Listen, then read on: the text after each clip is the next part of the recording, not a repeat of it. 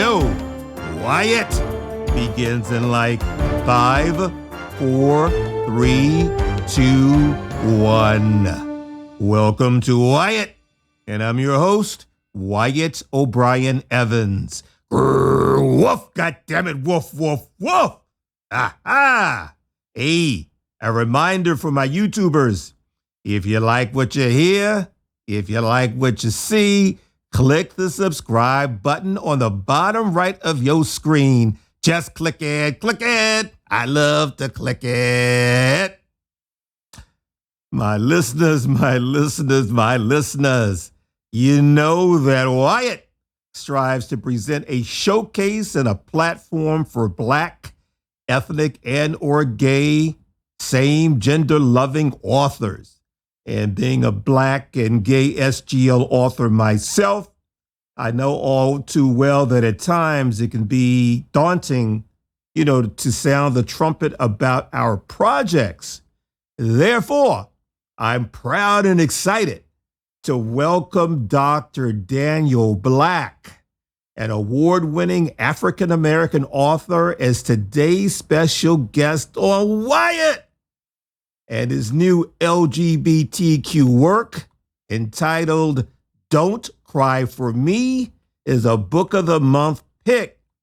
Y'all, Don't Cry for Me conveys vulnerability, transparency, and tough honesty that are so persuasive and convincing. I mean, this tome is absolutely sublime. And Mr. Black will be pulling up to the mic post haste. And after the show, visit my online home, WyattEvans.com, the go-to destination for LGBTQ news, features, commentary, and entertainment. WyattEvans.com is visited by more than 100 countries on the regular. WyattEvans.com is where you'll find my smoking hot, Nothing Can Tear Us Apart series of novels, and the current installment is titled Frenzy!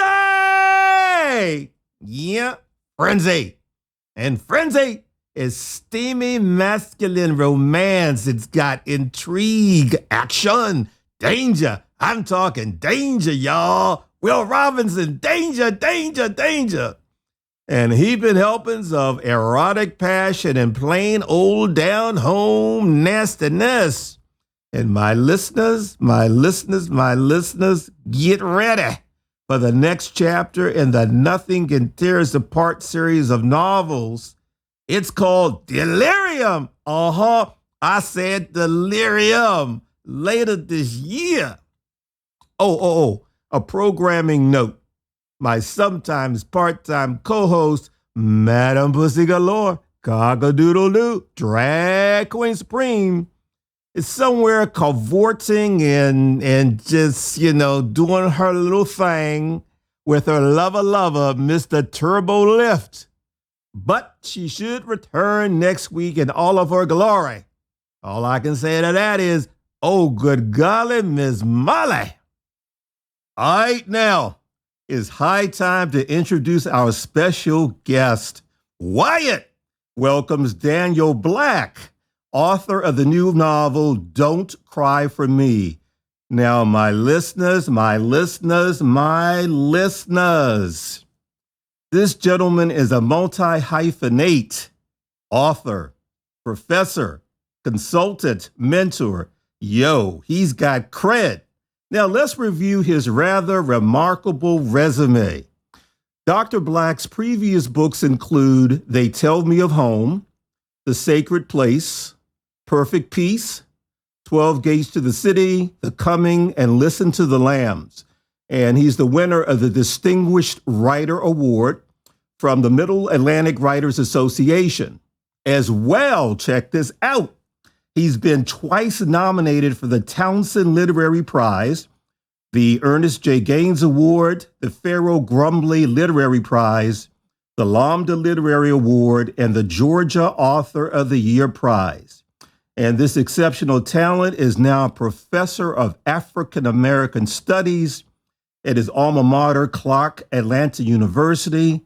He's also a diversity consultant and the founder of a mentoring society for those of African descent. And now, let me tell you something. I love doing that. It just makes me feel so good. Each and every one of you will want to rush out and grab your copy of Don't Cry for Me. Why? Well, it's a vivid, heartbreaking narrative, poignant and moving. And listen, I don't care how tough you think you are, but Don't Cry for Me will make you shed more than a tear and maybe bawl like a baby. In other words, sublime and powerful stuff. So without further ado, let's welcome Dr. Daniel Black. Talk at me. How the hell are you? I'm doing great, my brother. Thank you so much for having me. It's just a joy to be here. Listen, man, it's my pleasure. Did you like my intro? I loved it, and I appreciate it. I wish I could take you on the road with me. Okay, I'm ready. Well, yes, I'm ready. Listen, the premise, the elevator pitch of Don't Cry for Me is as follows. A dying man confronts his mistakes and makes a last-ditch attempt to reconnect with his estranged gay son. Now, we're going to do a deep dive into your amazing new work a little later in the show, but this is what I want to ask you from the jump. How does it feel having nurtured and birthed another baby, your new novel? I mean, look, don't break your hand patting yourself on the back, but tell us how it makes you feel. It's just really amazing, man. It's really awesome. You know, I was hoping to use this pandemic time and this pandemic energy to convert into creative energy. And that's precisely what I've done. And for this novel to come out at this point is really beautiful and wonderful and awesome and amazing. And I pray that it will be healing for an entire world, an entire nation of people, very often who have fatherhood issues or issues with daddy. Uh-huh. And so this is really a remarkable moment for me. The book has done just exceptionally well, just remarkably well, just in a month. So I'm really, really, really happy about it. Yeah, I mean, everyone, the author is absolutely right. I mean, Don't Cry for Me is receiving rave reviews across the board. And as everybody knows, reviews fuel and drive sales. So allow me to read a few of those reviews so that our listeners can fully appreciate what all the buzz and praise surrounding your new novel are all about. Okay. Bookshop.org states, a Black father makes amends with his gay son through letters written on his deathbed in this wise and penetrating novel of empathy and forgiveness for fans of Ta-Nehisi Coates, Alice Walker, Robert Jones Jr. And then Publishers Weekly. The painful narrative of regret can feel preachy at times, but it is consistently powerful. And then you have bookpage.com that states, and I love this one in particular, considering that it's about a dying man, Don't Cry for Me by Daniel Black is incredibly alive. The novel's simple format, letters that offer decades of retrospection, makes for incredible storytelling, and readers will be invested from page one. I mean, man, outstanding. You have any comments on that? Listen, you know, when I've gotten all of them, I've cried. Mm-hmm. So I'm just humbled, I'm honored, and I'm really, really grateful to be seen these days. Absolutely, absolutely. Okay, Daniel, before we delve deeper into your new work, let's take a trip through the corridors of time so that you can clue our listeners in on your backstory. Are you ready? Yes, sir. All right. Now, you're a native of Kansas City, Kansas, but you spent your formative years in rural Blackwell, Arkansas, correct? That's correct. Well, what was it like growing up in rural Blackwell? It was, let's see, what's the word I would use? It was transformative in ways, right? I loved rural living. I love Southern living. Right. It was beautiful in that sense. I come from a magical community of Black folks in the middle of the state of Arkansas. All of that was powerful. Mm-hmm. It was also challenging and in some instances difficult because I was an academic kid. I was a reader, Mm-hmm. and not just as a Black, but as a Black boy. Right. I was extremely artistic. I played the piano. I sang. I danced. All of that. Mm-hmm. And so I wasn't quite the kind of boy that most Southern rural folks celebrate. Right. And so that came with its own difficulties. But Yeah. I do think that my rearing was spiritually constructed.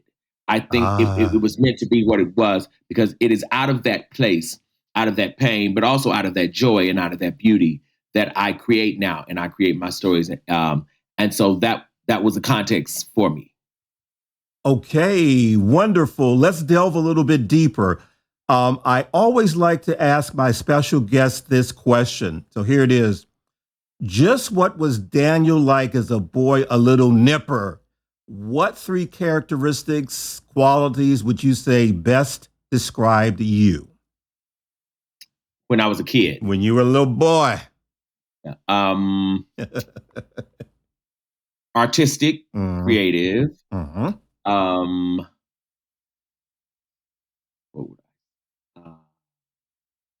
Dramatic. So I think I've always been that.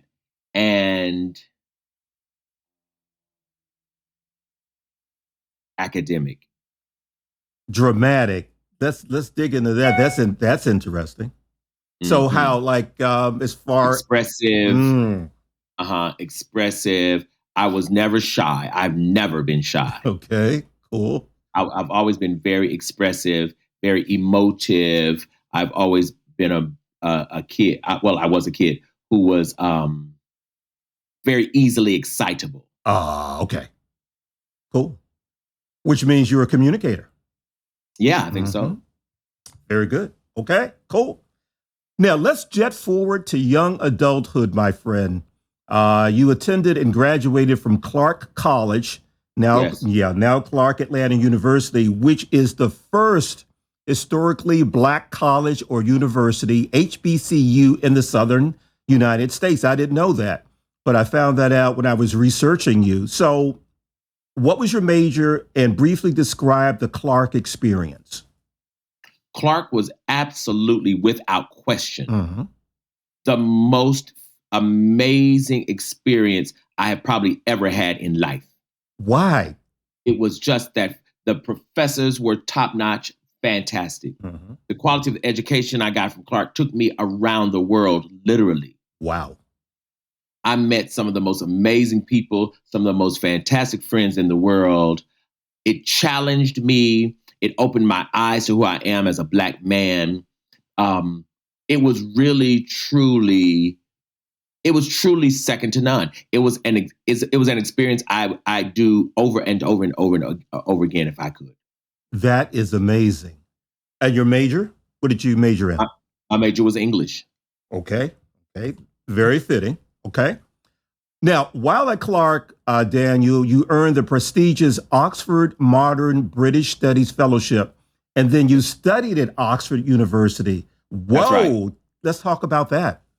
Yeah, that was an amazing, amazing experience. I think the thing I enjoy most about it is that I just met people from around the world. There were students there from every continent. Right. It was really amazing in that sense. What's very interesting, brother, is that Clark College was far harder. Really? Far harder than Oxford. Oh, whoa, why?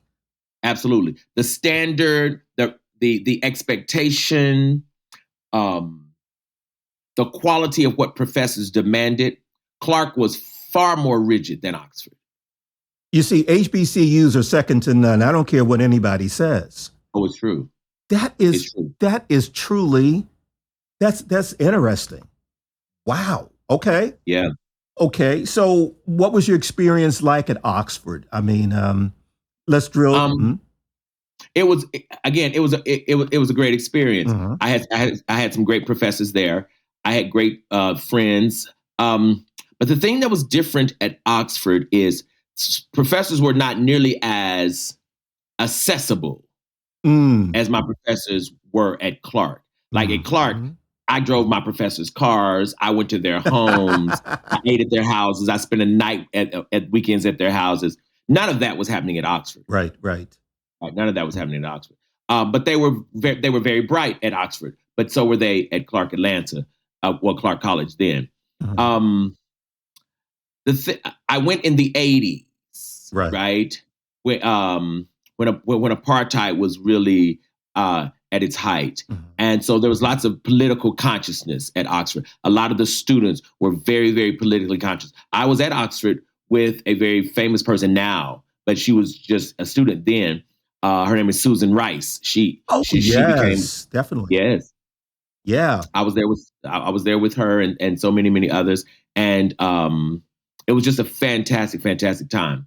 While at Oxford, I started an Oxford gospel choir. I'm a musician. Whoa. And I started the first ever Oxford gospel choir, and they entered it in the first time ledger of the university. Wow. That is. Yeah. So that was fun. That's, as they say, way cool.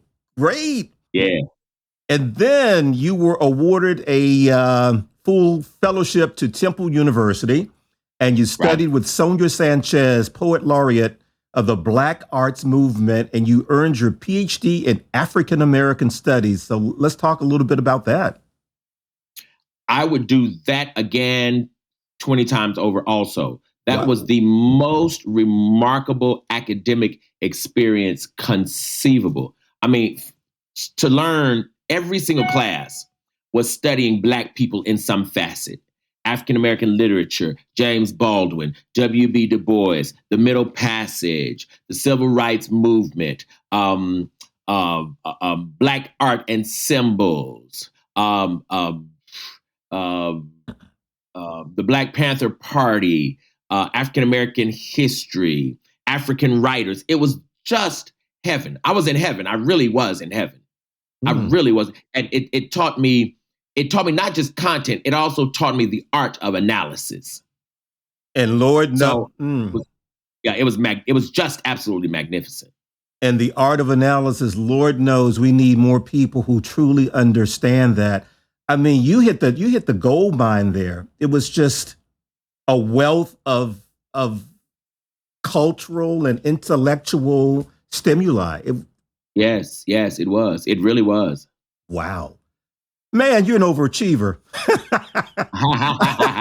I'm just kidding. Anyway, I mean, listen, truly outstanding accomplishment. So let's delve into your newest release. Everybody, Don't Cry for Me. Is poignant, engrossing, it's brilliant. Now, Daniel, to give us a fuller flavor of it, would you give our listeners the full synopsis? Yes. Don't Cry for Me is the story of a seasoned Black man on his deathbed. And he writes a series of letters to his estranged gay son, whom he hasn't seen in many years, 15, 20 years. And the book is how this older man is trying to tell his son of his own transformation. He's trying to tell his son he changed. He knows that he was rigid. He knows that he was abusive when his son was young, but he also changed. He became a reader in the latter part of his years. And as a result of becoming a reader, this father becomes a thinker. He acquires the skills of analysis.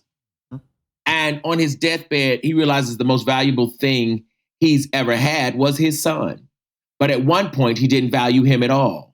And so this is the father trying to make amends and trying to recapture that which he thought at one point he didn't need, and that was his own son. Wow. I mean, the synopsis itself is powerful and it's so timely. It truly is timely. I think so. You know, because even in our enlightenment, you know, in the 21st century, you still have Black fathers who will not acknowledge their son's gayness or being same gender loving. So this is so timely and so right on point. Well, What compelled you to write it?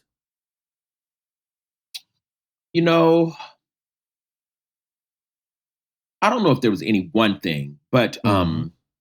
one thing I do recall is, I've been teaching now. I've been back at my alma mater. This is my 30th year on faculty. Wow. Okay. And one of the things that really hit me a few years ago was the numbers of Black boys who have no praise for their daddies. Mm. Mhm. Mhm. Some of them know their fathers, some of them don't. Some of them grew up with their fathers but are not emotionally bound to them. Some of them uh, uh, uh, saw their fathers on the weekends, et cetera, et cetera. But Mhm. very, very few of them have praise songs for their dad. Right. And I said, something's wrong here. Just something is wrong. We've all had a hard time being Black in America. I get that. I get that. But something is wrong. There are just too many Black boys who are estranged from their fathers, who are not connected to their daddy's hearts. And so I began to think about this issue of what makes Black fatherhood particularly difficult Right. and what makes Black fathers especially distanced from their children Mm. often. And so this book comes out of that. And it comes out of this notion that there are pieces of Black masculinity, right? There are pieces of Black manhood that we have held on to because we inherited it from a slave system. But the truth is, we need to get rid of it before the sun goes down. Right? Oh There are yeah. things that we need to let go of that don't belong to us, but we've embraced and for so long. Like, for example, this notion that a father should avoid vulnerability. Mm. Mhm. That has killed both the fathers and the children, Mhm. and the relationship with the partners also, quite frankly, right? Too many children are emotionally tied to their mothers, but not their fathers, Yes. Right. even when the father's present, Yeah. Yeah. And so I want to help change that. I want to help change that narrative because all a child ever really wants is the parent's heart. Mhm. The sneakers, the clothes, we'll throw those things away. Mhm. What we want, the Christmas presents, that's not it. What children want is, Daddy, who are you? What do you feel? What makes you cry, Daddy? Daddy, what was Grandpa like to you? That's important. Yeah, That thread is so important. Yeah. absolutely. Oh Absolutely. wow. Definitely that. Absolutely. And so I'm hoping this book will plant the seed for the revival, the revitalization of Black fatherhood in the Black community. Wow. That yeah. Wow. Okay. Would you grace us with a reading from Don't Cry for Me? Sure, sure, sure, sure, sure, Would sure. you set it up for us first before you begin? Sure. Again, this book is a series of letters that the father writes to his estranged son. And I want to read to you the very last letter he writes. Wow. Okay. February 10th, 2004. I can see the old ship of Zion now, easing across the water, coming quietly for me. You are in the prime of your life, loving some man freely, I suppose, but yourself mostly, I pray. If not, start doing it. Time waits for no man, Granddaddy used to say, and that is true. When you read this, I'll be in the next world. Don't cry for me, son. I've cried enough for myself. And have no regrets about us. There is nothing for which you are to blame, unless you've now made your own mistakes and hurt others, which you might have. Every man has. But most of those hurts, at least many of them, are blooms of seeds I planted in you. You must learn to uproot unwanted seeds without destroying the entire harvest. This is the son's lesson. Nurture good seeds, good sprouts, Isaac. Toss weeds aside and never think of them again. Just remember that sprouts and seeds are planted together, and weeds have a valuable function. They teach you what to avoid, what not to embrace. There is no good planting without them. All I think of now is you. This means I love you. I feel it in my heart, that sense that nothing and no one else matters. I've always wanted to know that feeling, and now I do. The sad thing is that you won't hear me say I'm sorry, but I did say it. Perhaps in this letter you'll feel it, hear it in my tone, and let my words love you better than I ever did. Just one last request. Tell people I tried. If there is no funeral, and if you attend it, if there is a funeral and if you attend it, please tell them I tried. You are free to say I failed, for that too is the gospel truth. But at least tell them I tried. Recall, if you will, the few joys we shared, you, your mother, and I, and tell them I left you the house, although you didn't want it. Tell them about our trip to the land, how you loved it and later painted it more beautifully than I remembered. Tell them you graduated from college debt-free because I paid the tuition. Tell them I wasn't always a good father, but I was always a man.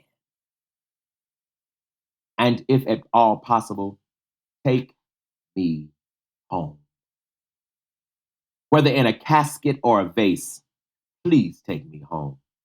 Don't leave me in Kansas City. Honeysuckles don't bloom here in springtime. Neighbors don't drop by if they haven't seen you in a while. This is not my home. I can't stay here. Lay me next to my brother beneath the little tree in the cemetery. I'll have peace then. If what Black people say is true, I'll meet Esau again and never long for this world. I'll meet my mother too, and hopefully she'll love me the way your mother loved you. I'll confront Granddaddy about what he did, and maybe he'll apologize and we'll all be happy in eternity. I'll tell Grandma that her dream came true. Her great-grandson got a college education. But she probably already knows. This is all I have to offer. If this isn't enough, I have nothing else to give. I would give you my life, but it's already spent. The most precious thing I leave you is the land. It's yours. Never sell it. It will support you when the world casts you aside. If you end up like me with nothing and no one, you can always return to it, and it will love you and sustain you without judgment. If you don't think you want it, keep it anyway. It may be all you have one day. And finally, I leave you with this. Live your life freely, Isaac. Rise above our history and be your unapologetic self. Just remember that I meant well. Even in my failure, I truly meant well. Your father, Jacob. Listen, my brother, amen. Powerful. Thank you for that.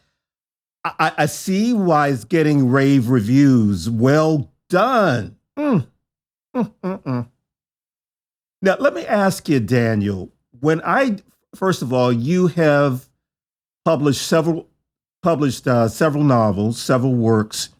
And when I do book tours and seminars, at least one person always asks, Wyatt, I have a book in me, but I just don't know how and what to do to get started. I don't know if I can commit. What do you say to those people? That if you can't commit, you won't have a book. Totally. That's what I said. I mean, sometimes you've got to give up the football game. You have to make the time to write on a consistent basis. Absolutely. Or you'll have a great idea the rest of your life. And it never gets done. It never gets done. Absolutely. You see, art won't be simply a side hustle. It won't be simply a side gig. At some point, if you're going to do art thoroughly, if you're going to do art well, It requires your fullest and your best attention. Mm.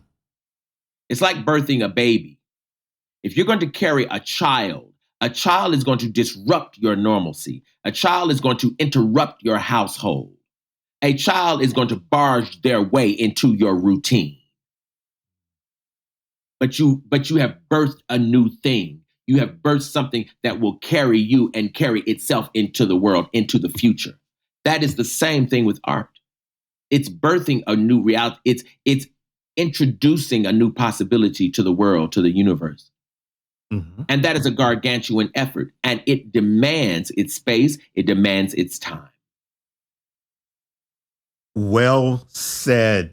Everybody who's trying to write that novel, listen to what Dr. Black is saying here. You're right on point. Okay. Just how important is truth and authenticity when writing? For example, you want your story to be genuine and accurate, and you need to know what you're writing about. Let me give you 2 examples.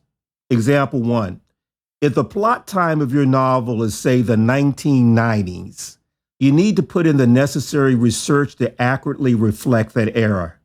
Number 2, about tone, which is essentially the way an author expresses their feelings towards the story through the use of words and writing style.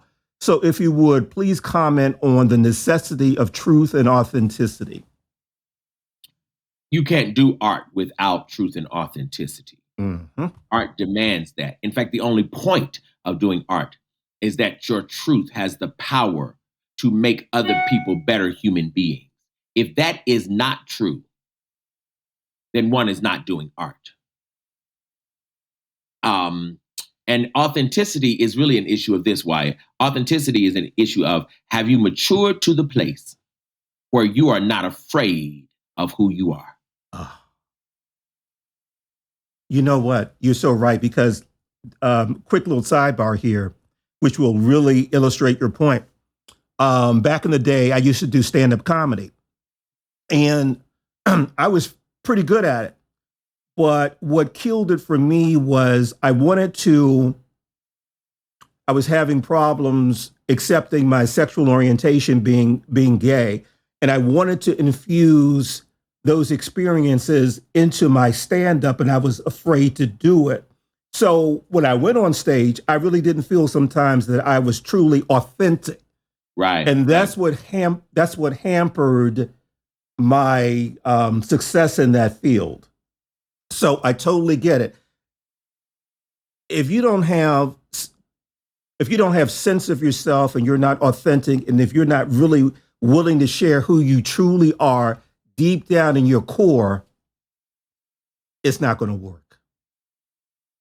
It's true. It's true. And the truth of the matter is, if you're not able to excavate that which is deep in your heart, you don't have anything to say. Because everything else has already been said. Right. The only things left unsaid is each person's personal truth. Everything else has been said and resaid.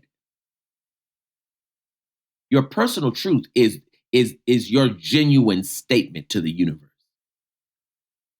My listeners, you better listen. You better listen. Daniel, thank you so much for that. Let's segue to your work as a diversity consultant. I mean, you've spoken at top shelf companies like Google, the Chan Zuckerberg Initiative, AT&T, and Global Payments. So explain your role as a diversity consultant. What's your mission? To help people understand the depths of their discriminatory behavior. And I say that instead of saying the depths of their racism, because race is only one kind of discriminatory behavior, right? There's gender, of course, there's sexuality, there's class, right? And so as a consultant, I really try to help people to discover the depths of their discriminatory behavior, and also to be very clear that all of us are invited to change. Because see, if we write folks off as they'll never change, then half of the work we're doing in the world is senseless. It doesn't make sense to do art if transformation is not possible. Mm-hmm. The whole point of art is to usher in transformation, not just for art's sake. And so in these symposia, I help people to see that they're wonderful and magnificent, and I invite them to change, to shift, to grow. Right. And to know that when we do that together, we only make the world better. Right. And actually, that's a non-threatening approach to allow them to open up their minds for change. Does that make sense? That's absolutely right. In fact, that's what I want to do. And whether the folks are Black, white, Native American, Asian, male, female, gender, trans, whatever, it doesn't make any difference. I want to be non-threatening because the truth of the matter is, if we are in America, and we are, anybody in America has vestiges of discriminatory practices and behavior because America is that by definition and by design. You can't live in America and have no discriminatory behavior. America teaches discrimination as a part of the fabric of what it means to be American. Yeah, so true. Whoa. Now, Daniel, you're also the founder of a mentoring society for folks of African descent. Let's drill down on that a bit. Yes, I'm the founder of the most amazing community on the planet Earth. It's called Ndugu and Nzinga. It really is truly amazing, amazing, amazing, amazing African souls. And we teach character, we teach principles, we teach self-development, we teach Black history, we teach the art of getting along with each other, and we teach the strength of community. It really, truly is remarkable. We started this back in 1993, so it's almost 30 years old. Congratulations. Thank you. And it's governed by a council of elders who are just angels, just absolutely angelic people. And it's difficult at times also. I think I should add that. It's difficult, but it's not difficult because of the process. It's difficult because of what we as wounded Black people bring to it. We're often needing authentication. We're often trying to fight for self-worth. We're often trying to figure out how to heal as we help others grow, et cetera. And it just makes maintaining institution complicated, but it is worth it. Tell us the name of the society one more time, please. Ndugu and Nzinga. Wonderful. Nzinga and Ndugu. Okay, Dr. Black, give us a few reasons why we should go out and purchase Don't Cry for Me. Because every day we are birthing little boys. That's really why. And I want us to see if we can revise manhood, if we can reconstitute what we mean by masculinity so that it includes all Black boys, not a select few. I want a definition of manhood that allows any manifestation, any performance of masculinity to be applauded and to be applaudable in the Black community. I want us to get away from this notion that a man is supposed to be masculine in a traditional kind of way. I want us to get away from this notion that a man is not supposed to weep or cry. I want us to get away from this notion that a man cannot wear a dress. See, if a man puts on a dress, it doesn't disturb the masculinity. It disturbs our eye in terms of his performance. It didn't change him because just like he put it on, he can take it off. That's why I don't want to change the exterior. I want to change the character because you can't just put on excellent character. True. If you don't have it, you don't have it. And so I want us to revise things like that. And so I think this book is absolutely worth reading and worth sharing because it invites us into a conversation together that might allow us to save Black boys. And I think Black boys are worth saving. Agreed. I love the verb. And girls too, quite frankly. Absolutely. I love the verb reconstitute. That says a whole lot. That says a whole lot. I like that verb.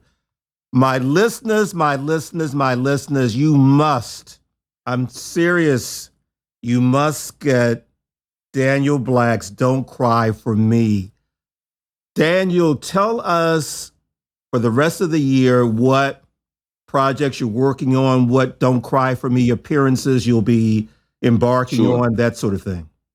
Sure. Well, first of all, I have a brand new book coming out later this year. It's my first nonfiction effort. It's a collection of essays, all written by me, called Black on Black. Cool. Yes, I'm excited about it. That is coming. Black on Black is coming. For right now, I am doing all kinds of book events with Don't Cry for Me. One can certainly go to my my website, danieloblack.org, danieloblack.org, or better, one can tune in on Sunday nights, every Sunday night at 8 p.m. I do a spiritual hour on Facebook Live and YouTube simultaneously. It is called the Spiritual Hour. I'll be there tonight. And as fate would have it, well, this is going to show next week, right? Right. Exactly. Right. Gotcha. So let me just say, I'm there every Sunday night. And I'm there at 8 p.m. Okay. 8 p.m. Eastern Standard Time. 8 p.m. Eastern Standard Time, Facebook or YouTube, the Spiritual Hour. So check me out. Join me.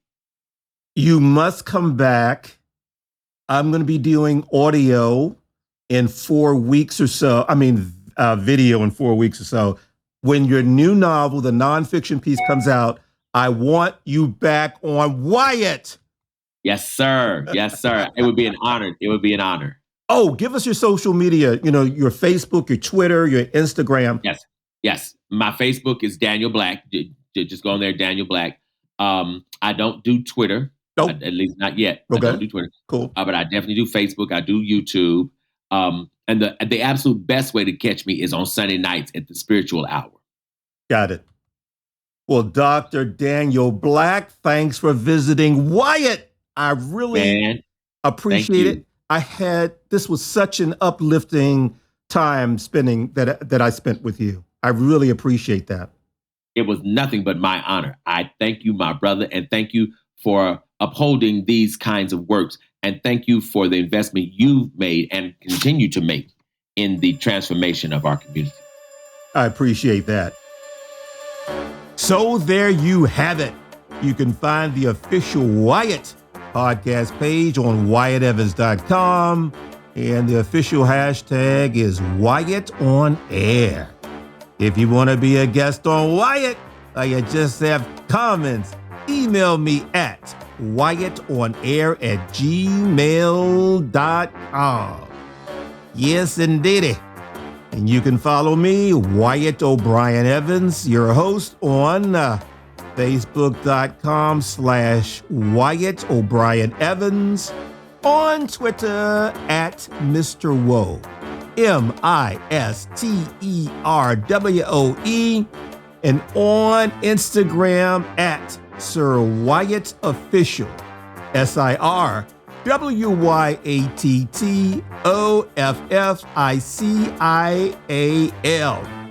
And be sure to check out my Nothing Can Tear Us Apart series of novels, the latest being Frenzy. I say it, Frenzy. And its predecessor, Rage, all at WyattEvans.com.